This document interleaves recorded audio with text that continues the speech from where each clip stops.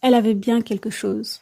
Elle s'appelle Annie, maman de 2 enfants, 43 ans, salariée, impliquée, toujours là pour les autres. Mais il y a quelque chose qui cloche depuis des années. Une fatigue qui ne passe pas, des mots étranges, une lassitude qui s'installe et personne ne comprend, même pas elle-même. Annie était une femme qui tenait debout par devoir, debout pour ses enfants, pour son travail, sa famille, debout alors qu'intérieurement tout s'effondrait. Son quotidien, un ventre qui gonfle dès qu'elle mange un peu vite, des nuits hachées, un sommeil agité, des insomnies à 3 heures du matin sans raison, des démangeaisons sur la tête, parfois sur les bras, du bruxisme, ces tensions dans la mâchoire qui grignotaient son calme intérieur.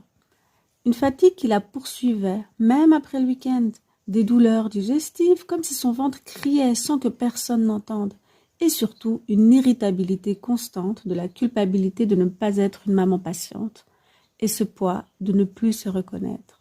Alors Annie a fait ce qu'on lui a dit de faire. Elle a vu son généraliste, a passé des prises de sang, a vu un gastro-entérologue, elle a fait une coloscopie, on lui a donné des vitamines, antibiotiques, probiotiques, antiacides, etc. Puis on lui a même parlé d'une dysbiose intestinale, peut-être un stress. Elle a vu un psy, elle a essayé le yoga, elle s'est même mise au running. Mais au fond, rien ne changeait. Et pire encore, elle se sentait seule, incomprise, suspectée d'en faire trop. Et pourtant, Annie avait tout essayé. Elle avait même fait une analyse de sel. Résultat, rien d'anormal.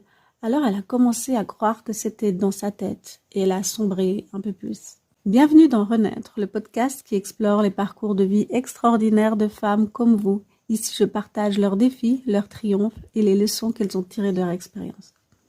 Un jour, une amie lui parle d'une conférence à laquelle Annie a assisté. Après cela, elle a commencé à me suivre sur les réseaux et un jour, elle réserve sa place pour un appel gratuit. Et là, le déclic. Ce n'est pas moi qui délire, il y a peut-être une cause que personne n'a regardée. Ce jour-là, elle prend rendez-vous. Le début de son accompagnement.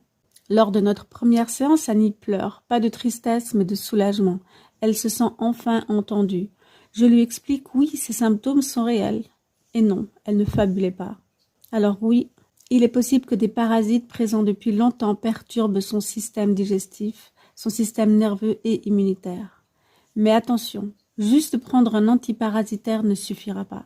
Chez certaines personnes, cela aggrave même les choses. Pourquoi ? Parce que certains médicaments détruisent encore plus la barrière intestinale déjà affaiblie. Or, quand la paroi intestinale est poreuse, les toxines passent dans le sang, créent de l'inflammation.